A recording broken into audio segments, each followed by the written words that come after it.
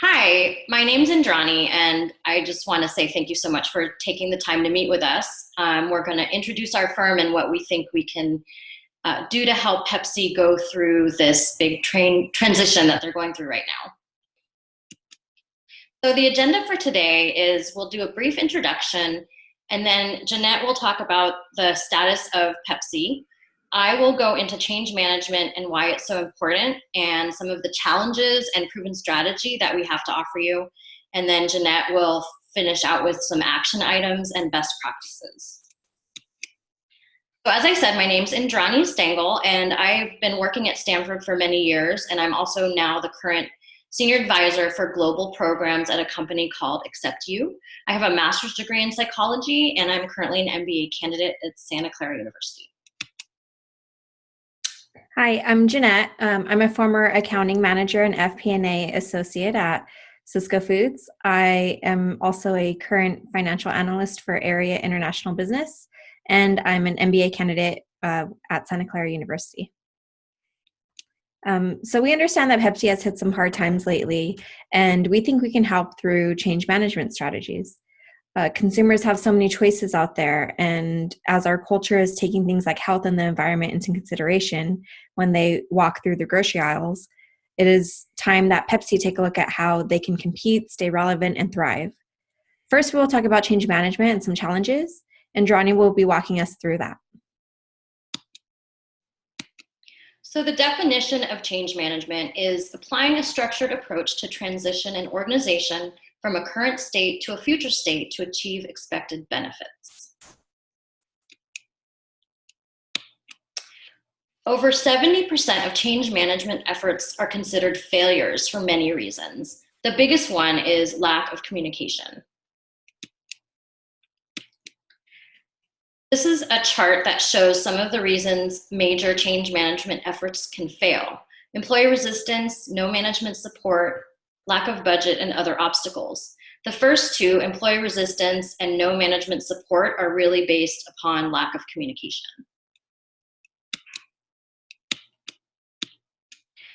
During a major change, 44% of employees involved in the changes at work don't understand the details.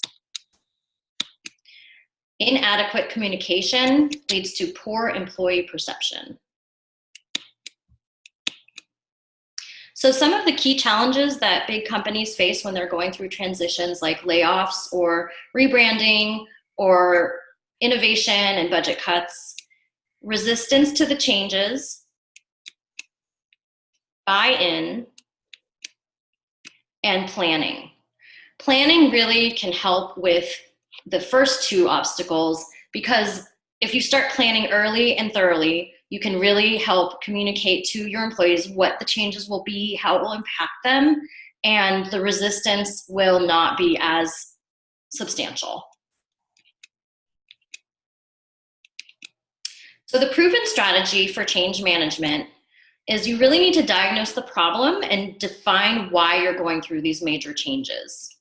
Next, it's very important that C-level executives don't try to do this alone. They should make coalitions and committees to go through the changes and make a plan and make sure everyone is really on the same page. Training is very important. You have to go through a lot of training and instruction to make sure that any impacted employee knows what they need to do to implement the changes. And you must show appreciation to your employees that these changes are hard, and some people will remain when others might be laid off, and you really need to keep showing your appreciation for everyone, for their perseverance and participation. Lastly, evaluation is super important. You can't wait till the very end to see if the change strategy worked. You need to evaluate throughout the process and make changes as needed. Next, Jeanette will talk about some action items and how Pepsi specifically can implement them to go through these changes. Okay, our action items are to consolidate and streamline, and by doing so, we will save the company not only money, but also time. But how do we go about doing this? Well, we can consolidate by reducing headcount, and we can streamline by introducing a more automated process.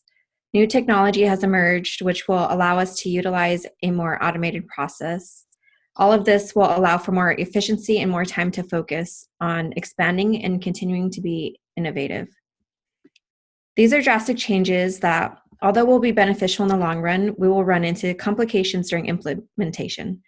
The best practices to avoid complications are to first and foremost communicate, communicate, communicate. So during my time at Cisco Foods as an accounting manager, we underwent drastic changes and major layoffs. The entire accounting teams across the entire business were laid off, as several of the jobs were outsourced to India, including my own. One thing I noticed that was not done as well as it could have been done was the communication. There was a lack of communication to the staff, and it was very hush until a couple of months before the implementation. Even after the announcements, there were employees that were disgruntled. Morale was down overall, including with team members that weren't even being laid off, just because you can sense it in the whole atmosphere. So we suggest starting the conversation well in advance, as much as 6 months in advance. In order to boost morale, it's also important to keep the lines of communication open during the entire process. So employee assistance programs should be offered and utilized during these changes. A lot of companies already have employee assistance programs in place, so just making sure that the employees are aware that they're there. Another thing that can be done to help during the streamlining is to give the impacted employees the opportunity to transfer to other positions that are not affected. They can utilize other skills and use that in those positions. This is something that was done at Cisco, and it was well received by many. So another suggestion we have is to rebrand during this time, because during these big changes, there are risks taken that can impact the brand and customer loyalty. Rebranding is important to stay relevant and to stick with Pepsi's vision of winning with purpose. A great way to do this is to become more eco-friendly by utilizing biodegradable containers. Rebranding can be done by adding a little sticker, as you can see here, on top of the Pepsi can, which indicates that Pepsi has gone green. Pepsi is a leader in the beverage industry, and going green will help with the winning with purpose vision. Finally, we suggest that Pepsi give back to the community.